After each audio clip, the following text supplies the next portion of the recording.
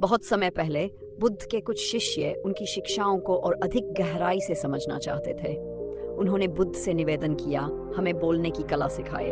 आपके शब्द हमारे मन को शांत करते हैं, हम भी ऐसा करना चाहते हैं। बुद्ध मुस्कुराए और उन्होंने अपने शिष्यों को अगले दिन एक छोटी सभा के लिए एकत्रित होने के लिए कहा। अगले दिन बुद्ध ने सभी से पूछा, आपको क्या लगता है, शब्दों में ऐसी कौन सी शक्ति है जो दिलों को छू लेती है? शिष्य अलग अलग जवाब देने लगे। कोई कहता सत्य, कोई कहता करुणा। बुद्ध ने उन्हें शांत होकर सुनने का इशारा किया। फिर उन्होंने एक बहुत ही साधारण सी कहानी सुनाई। एक छोटे से गांव में एक किसान रहता था। उसकी पत्नी बहुत बीमार थी और इलाज के लिए उसे पैसे की जरूरत थी। किसान के पास एक छोटा सा खेत था जिसे बेचकर वो पैसे जुटा सकता था। खेत बेचने के लिए वो पास के शहर गया। वहां उसके पास 4 खरीदार आए। पहले खरीदार ने कहा, तुम्हारा खेत बहुत ही छोटा है और इसमें खेती करने लायक उपजाऊ मिट्टी भी नहीं है, मैं तुम्हें बहुत कम कीमत दूंगा।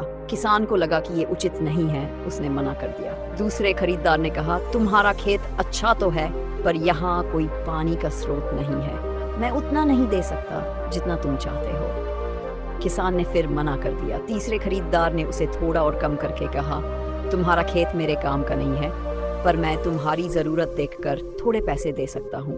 किसान ने उसे भी मना कर दिया। अंत में चौथा खरीदार आया।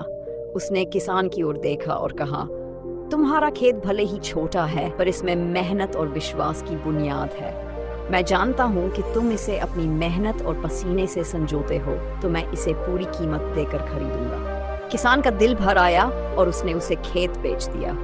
उस खरीदार के शब्दों में न केवल ईमानदारी थी बल्कि एक जुड़ाव भी था। उसके शब्दों ने किसान के दिल को छू लिया और उसे महसूस हुआ कि उसकी मेहनत की कद्र हो रही है। बुद्ध ने कहानी समाप्त की और शिष्यों की ओर देखा।